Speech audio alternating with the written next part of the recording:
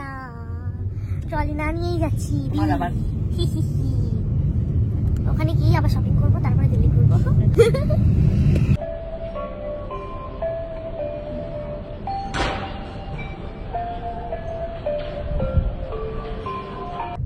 Hi everyone, তোমরা সবাই কেমন আছো? আশা করি ভালো আছো, আর আমরাও ভালো আছি। বৃষ্টি কথার অন্য একটা ভিডিওতে তোমাদের আরো একবার বিগ ওয়েলকাম। আজকে যাচ্ছি আমরা দিল্লি। পুরো আনপ্ল্যান্ড একটা ট্যুর হতে চলেছে এটা। অ্যাকচুয়ালি আমরা কিরকম ট্যুর করি, ছুটি থাকলে সেই ছুটির ডেট দেখে আমরা ট্যুর প্ল্যান করি, কিন্তু এটা পুরো হুট করেই ঠিক হয়েছে। ওই জন্য আজকে যাচ্ছি। আজকে হচ্ছে বুধবার, আমি স্কুল থেকে বেরিয়েছি আর রাজ অফিস থেকে।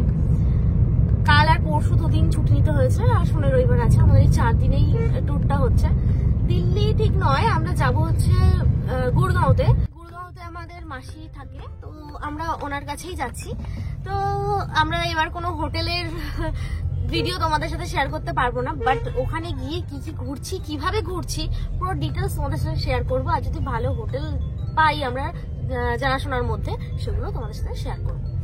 এখন যাচ্ছি, আমরা বাড়ি থেকে বেরিয়েছি, যেহেতু বসিরহাটে থাকি তোমরা জানো, 3টের সময় বেরিয়েছি। এখন রাস্তায় আছি, যাচ্ছি এয়ারপোর্টের দিকে। আর আমাদের ফ্লাইট হচ্ছে 7:30। দেরি আছে, একটু টাইম নিয়েই বেরোলাম, কারণ রাস্তাঘাটের কথা বলা যায় না, এয়ারপোর্টেও ভিড় থাকতে পারে। তো সেই সব চিন্তা করেই 7:30টার সময় ফ্লাইট, ওইসব চিন্তা করে একটু তাড়াতাড়ি বেরিয়েছি। চলো সাথে থাকো, দেখতে থাকো।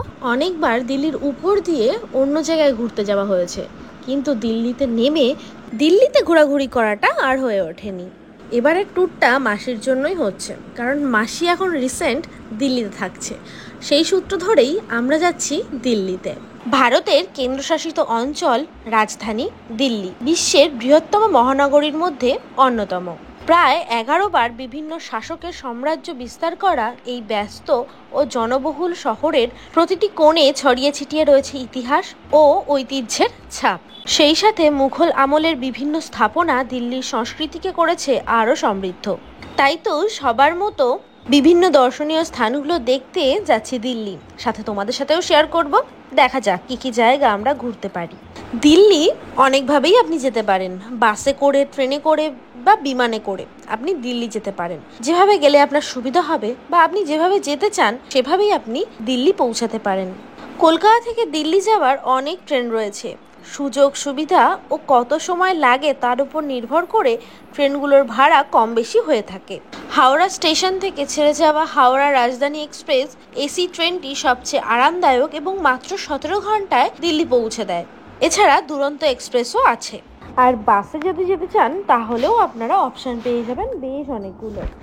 কলকাতা থেকে দিল্লির দূরত্ব প্রায় 1550 কিলোমিটার হবে। এবার আপনার কি বাস নিচ্ছেন তার উপরে ডিপেন্ড করছে আপনার সময় কেমন লাগবে। আর শর্ট টাইমের জন্য তো বিমান আছেই, প্রায় 2 ঘন্টার মধ্যেই পৌঁছে দেবে কলকাতা থেকে দিল্লি। এবার ভাড়াটা ডিপেন্ড করবে আপনি কখন কাটছেন তার উপরে। এবার এয়ারপোর্টে এসে একটা নতুন জিনিস দেখলাম, ডিজি যাত্রা। এখানে বোটিং পাসটা দেখালে ওরা একটা ছোট স্লিপ দিচ্ছে, যেটা থেকে ডিরেক্ট আইডি ভেরিফাইড হয়েই ভিতরে ঢোকা যাচ্ছে। মানে আর কিছুই না, যখন এয়ারপোর্টে ভিড় থাকবে বেশি তখন ডিজি যাত্রা আপনাকে হেল্প করবে। ডিজি যাত্রাতে আপনাকে লাইন দিতে হবে না অনেকক্ষণ ধরে। আর এটা এক্সক্লুসিভলি শুধু ইন্ডিগোর জন্যই। যাক, সব কিছু কমপ্লিট করে এবার ভিতরে ঢুকেছি। এবার এখানে ব্যাগটা দিয়ে দেবো। অ্যাকচুয়ালি আমার দেওয়া হয়ে গেছে, এখানটাতে দিয়ে দিয়েছি। এবার এখান থেকে যাব সিকিউরিটি চেকিংয়ে। সিকিউরিটি চেকিং করে ব্যাস কমপ্লিট। এবার আমরা গেটে চলে যাব। এই হচ্ছে যেটা বললাম যে ডিজি যাত্রা থাকলে এখান থেকে ডিরেক্ট ঢুকে যাওয়া যাবে। তারপর সিকিউরিটি চেকিং করতে হবে। সিকিউরিটি চেকিংয়ে একটা ট্রেতে সমস্ত ইলেকট্রনিক জিনিসপত্র একটা ট্রেতে রেখে আর একটা ট্রেতে ব্যাগপত্র রেখে, আমাদের মেয়েদের লাইন আলাদা, ছেলেদের লাইন আলাদা, সিকিউরিটি চেকিংটা করে নিতে হবে। আমাদের গেট নাম্বার ছিল 24। এবার 24-এর সামনেই দোকানটা ছিল কিডস জোন। আমার এত ভালো লাগে জিনিসগুলো দেখতে। তারপর ওখান থেকে একটু টয়লেটটা খুঁজছিলাম, কারণ একটু ওয়াশরুমে যাওয়ার ছিল। তো যাওয়ার সামনে এখানটা দেখলাম ভিউটা খুব সুন্দর, তাই একটু ক্যাপচার করলাম। তোমাদের একটু এয়ারপোর্টের টয়লেটটা দেখাই। এটা মহিলাদের মানে লেডিস টয়লেট। টয়লেটটা এমনই সুন্দর হয়, বড় আর খুব পরিষ্কার পরিচ্ছন্ন। সেই সময় কেউ ছিল না, তো আমি এই ফাঁকে একটুখানি ভিডিওটা করে নিলাম। এইটা বাইরে আর এইটা হচ্ছে ভিতরে, প্রত্যেকটা আলাদা আলাদা করা রয়েছে, অনেকগুলোই রয়েছে। এখানে ব্যাগ রাখার সুন্দর জায়গা রয়েছে। এবার আমরা করবো খাওয়া দাওয়া। কি খাবে? স্যান্ডউইচ। স্যান্ডউইচ আর কি আছে? আর কিছু নেই। দাম এয়ারপোর্টে খাবারের জিনিসপত্র থেকে শুরু করে যা যা কিছু পাওয়া যায় সব কিছুই কিন্তু খুব এক্সপেন্সিভ, অনেকটাই দাম বেশি। খিদে পেলে খাবারটুকু কেনা ছাড়া ওই জন্য এয়ারপোর্টে কেউই খুব একটা শপিং করে না। তবে এয়ারপোর্টে ঢুকে গেট পেয়ে যাওয়ার পর থেকে বোটিং যতক্ষণ না শুরু হচ্ছে ততক্ষণ পর্যন্ত আমি কিন্তু এয়ারপোর্টটা ঘুরতেই থাকি, কারণ এয়ারপোর্টে ঘুরে ঘুরে আমার দোকানগুলো দেখতে খুবই ভালো লাগে। এরকম ঘুরতে ঘুরতেই পেয়ে গেলাম ওয়াও মোমো, আর মোমো পেলে আমি তো আর কিছুই চাই না, তাই স্যান্ডউইচ খাওয়ার প্ল্যান ক্যান্সেল, এখন খাবো মোমো। ওয়াও মোমোর দাম এখানে কীরকম তোমরা যদি দেখতে চাও ভিডিওটা পজ করে দেখতে পারো। মোমো অর্ডার দিয়ে তার পাশেই এই হ্যান্ডক্রাফটের একটা দোকান ছিল, সেটা ঘুরে দেখছিলাম, কারণ বললাম যে আমি ঘুরে ঘুরে এয়ারপোর্ট দেখতে খুব ভালোবাসি। এত সুন্দর সুন্দর জিনিস থাকে আর এত সুন্দরভাবে সাজানো থাকে সেগুলো যে কেনার থেকে দেখাতেই বেশি আনন্দ পাই। এদিক ওদিক ঘুরতে ঘুরতেই আমাদের অর্ডার রেডি হয়ে গেছে।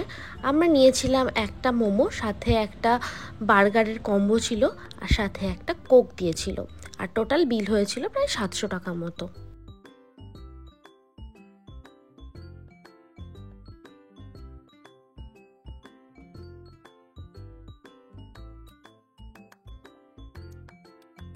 ব্যাস খেয়ে দিয়ে নিতেই একটু পরে আমাদের বোটিং শুরু হয়ে গেল। আইডি প্রুফ হিসাবে আমি সবসময় আধার কার্ডটা বেশি প্রেফার করি। মোটামুটি 4-5 জায়গায় আপনাকে আইডি আর বোর্ডিং পাস দেখাতে হয়, তার মধ্যে এটা হচ্ছে লাস্ট জায়গা যেখানে আপনাকে দেখে নেবে আপনি ঠিক প্লেনে আর ঠিক টাইমে এসছেন কিনা। তারপর আমরা নিয়েতে সিটটায় বসে পড়লাম, আমাদের মিডিলেই একটু সিট ছিল, এই বসে পড়েছি আমি একদম জানলার ধারে। অ্যাকচুয়ালি বরেরই সিট ছিল জানলার পাশে, কিন্তু এখন সিটগুলো সব আমার। আর ওই সিটের উপরের ওই জায়গাগুলোতে যারা হ্যান্ডব্যাগ নিয়ে আসে তারা ওখানে রাখতেও পারে, আর চাইলে সামনেও রাখা যায়। যেহেতু আমরা ট্রলি দিয়ে দিয়েছি আর আমার ছোট্ট একটা পিট ব্যাগ ছিল, তো আমি আর ওখানে দিইনি, আমি নিজের সামনেই রেখে দিয়েছি। আমাদের প্লেনটা এর মধ্যেই তার রানওয়ে নিয়ে নিয়েছে। এখন সময় হয়েছে সন্ধ্যে 7টা, আর এখন আমরা কলকাতাকে টাটা বাই বাই করে উড়ে যাব দিল্লির পথে। আমরা যাচ্ছি এপ্রিলের একদম ফার্স্ট উইকেই। দিল্লিতে গরমের সময় অসহনীয় গরম, আর শীতের দিনে কনকনে ঠান্ডা, তাই খুব ঠান্ডা ও গরমের দিনগুলো বাদ দিয়ে দিল্লি ভ্রমণের প্ল্যান করা উচিত। সেক্ষেত্রে ফেব্রুয়ারি, মার্চ আর ওই দিকের অক্টোবর, নভেম্বর মাস দিল্লিতে ঘোরার জন্য খুব ভালো সময়। আর এমনি শীতকালে তো ঘোরাই যায়, শীতকালটা আছেই শুধু ঘোরাঘুরি করার জন্য।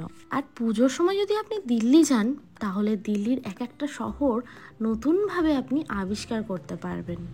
তবে আমি খুব একটা পুজোর সময় বাইরে যাই না, পুজোর সময় নিজের এলাকার মতো আর যেন কিছুই হয় না। আমাদের এই ইন্ডিগো ফ্লাইট আর কিছুক্ষণের মধ্যেই মাটি ছেড়ে আকাশে উঠতে শুরু করবে। এই ইন্ডিগো ভারতের স্বল্প খরচের একটি বিমান সংস্থা, যার সদর দপ্তর হলো ভারতের গুড়গাঁওতে, যেখানে আজকে আমরা যাব। ইন্ডিগো 2006 সালে ইন্টারগ্লোব এন্টারপ্রাইজের রাহুল ভাটিয়া এবং মার্কিন যুক্তরাষ্ট্র ভিত্তিক প্রবাসী ভারতীয় রাকেশ গাংওয়াল দ্বারা একটি বেসরকারি কোম্পানি প্রতিষ্ঠিত হয়েছিল, যার বর্তমান সিইও পিটার এলবার্স। মাঝে আমার বড় একটা চা নিয়েছিল, আর এই চায়ের সাথে কমপ্লিমেন্টারি একটা কাজু আর আমন্ডের একটা সেট ছিল, তো আমরা কাজুই চুজ করেছিলাম। আগে চাগুলো নিত 100 করে, এখন 200 করে দিয়েছে, সাথে কম্বোটা দিচ্ছে বলে। যাক, টুকটুক করে একটু খেলাম, তারপরে একটা মুভিও দেখলাম সাথে। এই যে আকাশ থেকে দেখা যাচ্ছে দিল্লির লাইটিং। মাঝখানে সময় হয়ে গেছে প্রায় 1.5 ঘন্টা মতো, এখনও 0.5 ঘন্টা 45 মিনিট লাগবে ল্যান্ড হতে। এই প্লেন ওঠা আর প্লেন নামাটা ছাড়া আর কিছুই দেখার নেই।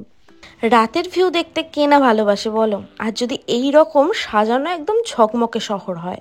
আমাদের এবারের ট্যুরটা 4 দিনের, তো একদিন আমরা দিল্লি শহরটা ঘুরবো, একদিন আমাদের ইচ্ছা আছে আগ্রায় যাওয়ার, আরও একটা দিন আমরা গুড়গাঁওটা ঘুরবো।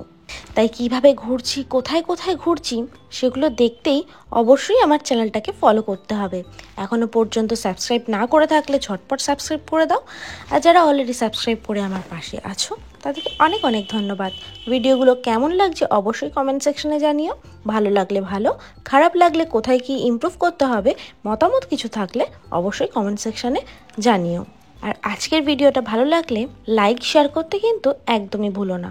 এরই মধ্যে আমাদের ফ্লাইট দিল্লির মাটি ছুঁয়ে ফেলেছে। এর আগে দিল্লি এয়ারপোর্টে এসেছি, মাঝে লাদাখ গিয়েছিলাম তখন গেছি, আর সিমলা মানালি যাওয়ার সময়ও দিল্লিতে আমরা নেমেছিলাম, কিন্তু বাইরে বেরোনো হয়নি। এই যে আমরা সেফলি একদম ল্যান্ডেড। এবার একটু ওয়েট করছি সবাই বেরোনোর জন্য, কারণ আমাদের বললামই যে মিডিলে সিট পড়েছিল, তাই সামনের জনগুলো না নামলে আমরা নামতে পারছিলাম না। তো একটু পরেই আমরা নেমে গেছিলাম। এই যে আমরা পিছনের গেট দিয়ে নামছিলাম। আমার প্রত্যেকবারের মতো একটা ভয় থাকে যে আমাদের ব্যাগগুলো ঠিকঠাক প্লেন এনেছে তো, আবার নিয়ে এসছে তো এখানে, এটা আমার সবসময় একটা ভয় থাকে। তো যাই, এখান থেকে বেরিয়ে আমাদের ফার্স্ট কাজ এটাই হবে, আমাদের ব্যাগগুলো কালেক্ট করা। তার আগে এখান থেকে বেরোনোর পর বাসে করে ভিতরে নিয়ে যাবে। তারপর যেখানে আমাদের ব্যাগেজগুলো দিচ্ছে, মানে কলকাতা থেকে যার যে ফ্লাইটের লাগেজগুলো যেখানে দিচ্ছে সেখানে আমরা যাব। ওখান থেকে নিজেদের ব্যাগগুলো কালেক্ট করব, তারপর বাইরে বেরোবো। এই যে এখানে 7 থেকে 10 পর্যন্ত ব্যাগেজ বেল্ট আছে, আর আমাদের লাগেজগুলো এসেছিলো 10 নাম্বার বেল্টে। অলরেডি ফ্লাইটের মানে কলকাতা থেকে আসা লোকজন ওখানে জমতে শুরু করেছে, আর ব্যাগ কালেকশনও শুরু হয়ে গেছে। এবারই এরকম ফার্স্ট হলো, মানে একদম ফার্স্টই আমরা আমাদের লাগেজ পেয়ে গেছি। অন্য কোনোবার এত তাড়াতাড়ি পাওয়া হয় না। ঠিক আছে, ব্যাগেজ নিয়ে এবার আমরা বেরিয়ে যাচ্ছি। এই হচ্ছে মেন গেট, এখান থেকে আমরা বেরিয়ে গেলাম। এখানে প্রচুর ড্রাইভার বা পরিচিত জনরা দাঁড়িয়ে আছে, তাদের পরিচিত মানুষজনকে এখান থেকে নিয়ে নেবে বলে। আর এখানে প্রিপেড ট্যাক্সি সার্ভিস রয়েছে, এখান থেকে তোমরা ট্যাক্সি বুক করতে পারবে। এয়ারপোর্ট থেকে বেরিয়ে অনেকগুলো মানে জোন আছে, সেটা পেরিয়ে একদম লাস্ট জোন হচ্ছে এই ব্লু জোনটা। আমাদের ট্যাক্সি এখান থেকেই পাবো, কারণ আমরা যে মাসির বাড়ি যাবো সেই মাসির বাড়ি থেকে অলরেডি ক্যাব বুক করে দিয়েছে। অলরেডি আমাদের গাড়ি চলেও এসেছে, ওই যে আমার ট্রলি ঢুকে গেছে ভিতরে। এবার চলো গুড়গাঁওয়ের পথে যাওয়া যাক। এয়ারপোর্ট থেকে বেরিয়ে ট্যাক্সি পেতে টেতে এইসব প্রসেস কমপ্লিট করতে প্রায় 15 থেকে 20 মিনিট টাইম লেগে গেছিলো। এবারেই এয়ারপোর্ট এরিয়া থেকে বেরিয়ে পড়বো। এখন এক্স্যাক্টলি 10:30 বাজে। এই জাস্ট দিল্লি এয়ারপোর্ট থেকে বেরোলাম। এখন প্রায় 30 মিনিটস মতো আমাদেরকে যেতে হবে। যাব হরিয়ানার গুড়গাঁও, ওখানেই হচ্ছে আমাদের মাসির বাড়ি, তো ওখানেই যাচ্ছি। চলো। গুড়গাঁও হলো একটি উপগ্রহ শহর এবং গুড়গাঁও জেলার প্রশাসনিক সদর দফতর। উত্তর ভারতের হরিয়ানা রাজ্যে অবস্থিত। এটি দিল্লি হরিয়ানা সীমান্তের কাছে ভারতের রাজধানী নিউ দিল্লি থেকে প্রায় 30 কিলোমিটার দক্ষিণ পশ্চিমে এবং রাজ্যের রাজধানী চণ্ডীগড় থেকে 268 কিলোমিটার দক্ষিণে অবস্থিত। গুড়গাঁও ভারতের অনেক বড় কোম্পানির সদর দফতর হিসাবে কাজ করে।